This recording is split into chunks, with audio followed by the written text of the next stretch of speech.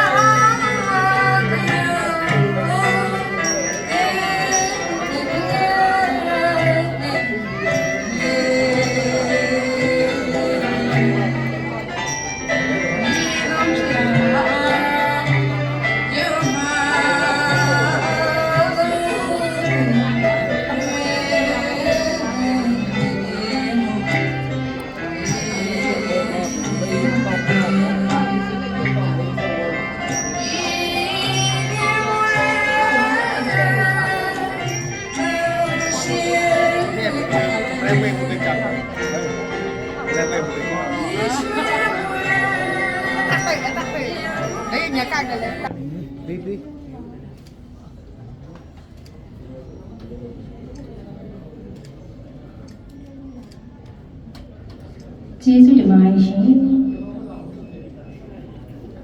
ကဲထိုင်နိုင်ပါပြီရှင်။မဆလာကူရတနင်္ဂနွေနေ့တွင်မော်လမြိုင်မြို့၏ကျက်တီဆောင်ငွေဘိုးဟတဲခမ်းမအတွင်ကျင်းပပြုလုပ်သောမင်္ဂလာအခမ်းအနားသည်ရွှေတောင်ရပ်ကွက်ရဲဘော်ကုန်းလေးလမ်းအ မှတ်194နှစ်ဦးဆန်းဝါဒေါ်တင်တင်ချောတို့ဤတောင်ရဲ့ဦးစီဘူမျိုးမငွေစန္ဒာထုတို့ဤမောင်ရဲမင်းသူ BEEC Operation Control Engineer Telecom International Myanmar Company Limited နဲ့ကြိုင်မြောမြို့နယ်လက်ပံကြီးမှာအနောက်ပိုင်းနေနိုင်ရွှေရည်မင်းညွန့်ရှင်တို့ဤတူသေးတော်သမီး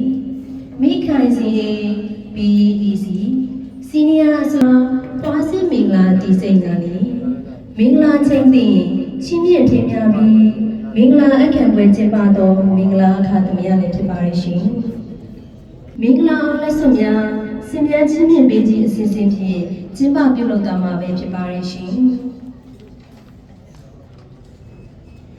မင်္ဂလာမောင်မယ်တို့အား